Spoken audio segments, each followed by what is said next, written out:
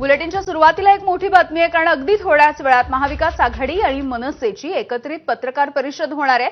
निवडणूक आयोगाच्या विरोधामध्ये पुढची भूमिका नेमकी काय घ्यायची या संदर्भामध्ये ही पत्रकार परिषद आयोजित करण्यात आली आहे। निवडणूक आयोगाच्या विरोधामध्ये रस्त्यावरती उतरण्याचा देखील इशारा आता या सगळ्या विरोधकांनी दिलेला आहे।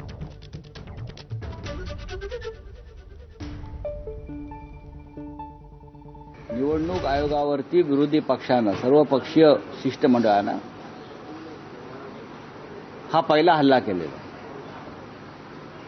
सर्व पक्ष शिष्टमंडळाने भेटून निवडणूक आयोग आणि सत्ताधाऱ्यांमधलं जे साटेलोट आहे ते उघड केलेलं आहे। त्या संदर्भात निवेदनं देतोय, भेटतोय, भूमिका सांगतो आहोत, पुरावे देत आहोत, तरी सुद्धा निवडणूक आयोग ऐकायला तयार नसेल तर निवडणूक आयोगाला रस्त्यावर उतरून दणका द्यावा लागेल, अशा प्रकारचं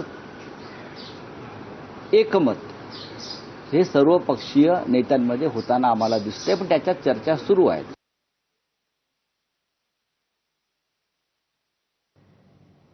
तर अगदी थोड्याच वेळात निवडणूक आयोगाची ही पत्रकार परिषद होईल। आज संजय राऊत आणि राज ठाकरे यांनी देखील या पत्रकार परिषदेविषयीची माहिती दिलेली आहे।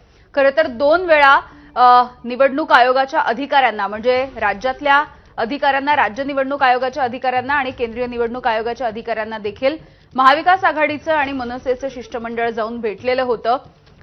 वोट चोरीच्या संदर्भात आणि दुबार मतदानाच्या संदर्भात देखील या बैठकांमध्ये आणि या चर्चांमध्ये बोललं गेलं होतं। खरं तर विरोधकांनी वेगवेगळे पुरावे देखील या दोन्ही बैठकांमध्ये, चर्चांमध्ये सादर करण्यात आलेले होते आणि यानंतर निवडणूक आयोगानं देखील या सगळ्या संदर्भात चौकशीचे आदेश दिलेले आहेत।